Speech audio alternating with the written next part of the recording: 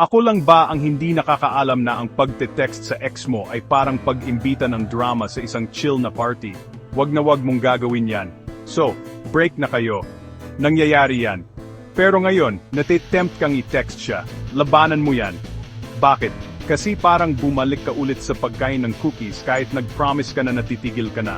Walang tamis yan, promise. Naalala mo pa ba nung nakalimutan niya ang birthday mo? 'Di ba? Hindi mo na kailangan ng ganong kanagahan sa buhay mo. O yung binge-watch niya yung paborito mong series nang wala ka. Naku, kaloka. Mas cool yung mag-focus ka sa sarili mo. Maghanap ka ng bagong hobby. Binge-watch mo mag-isa yung mga gusto mong palabas. O ewan ko, mag-alaga kaya ng cactus. Hindi mareklamo at hindi ka iwan sa area yan.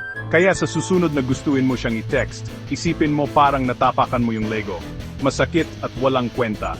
Stay strong. Stay awesome, at tandaan mas mahalaga ka kaysa sa paulit-ulit na panonood ng pangit na palabas. Kaya mo yan.